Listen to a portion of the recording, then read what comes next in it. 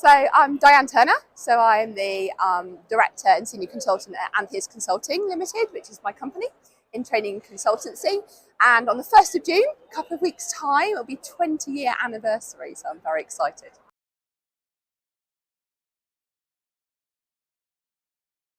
So in 2016, I was elected onto the Analytical Division Council, which is very exciting because I hadn't even finished my PhD at the time. So I felt like quite a little bit of an intruder because everyone else was like professors and everything. Not many women either. So, but kind of get settled into that, very, very quickly. And that was very exciting. Lots of different committees that I was on. So I felt really involved with the Royal Society of Chemistry. When my time was coming to an end, I decided to stand for re-election. But also I was encouraged to stand for election as the next president of the Analytical Division Council. And amazingly, I was elected for that, which I was very, very shocked about. So I was then the president from 2020 to 2023, which is over the time when we changed from divisions through to community. So it was really exciting being part of that as well.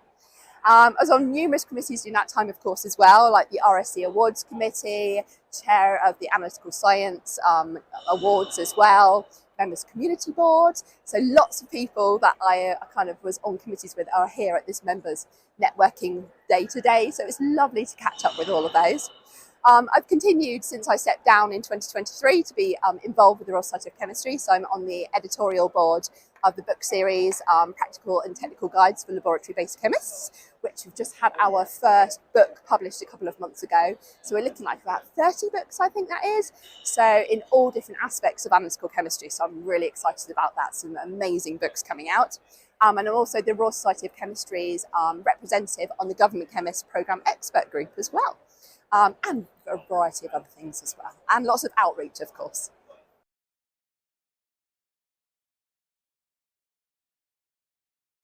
It's made me really feel part of a community. So I think that I've been a member of the Royal Society of Chemistry since I was a student. And I remember at university going to the, once a month there was a 4 p.m. lecture which involved wine, of course, at the time, which again, it's just really interesting to learn from lots of different people coming in from outside of the university. And that's what really opened my eyes to so many different aspects of what the Royal Society of Chemistry is involved in. So getting more involved through the committees and the councils and everything has actually brought me much closer, I think, to the community. I feel like I'm trying to do a lot more good for that community as well as getting involved. So I'm learning so much, I'm making so many more connections, etc., and hopefully being able to give back a little bit as well.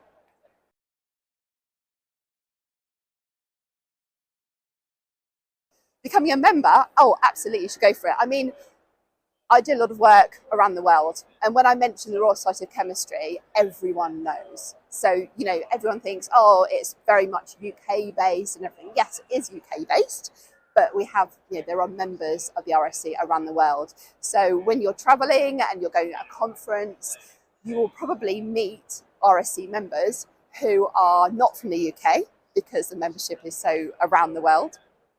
And so it kind of gives you a really good starting point for conversations and everything as well.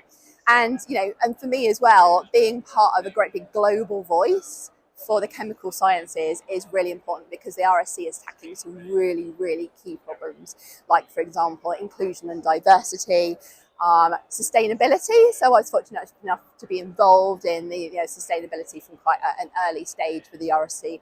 So I started up a working group within the division, the Analytical Division, which has led to quite a lot of other things as well, which is really exciting to kind of start that side of things as well and seeing your ideas kind of go into practice. So I really do encourage everyone to be part of that community because, again, you've got the CPD aspects, you've got the making connection aspects, and of course then being that voice kind of globally as well, and being able to, and the RSC really listens to everyone's voices and opinions and then is able to shout about it to all the people that count, that as an individual you can't do. So you can kind of then through the RSC make an impact, which is always really exciting.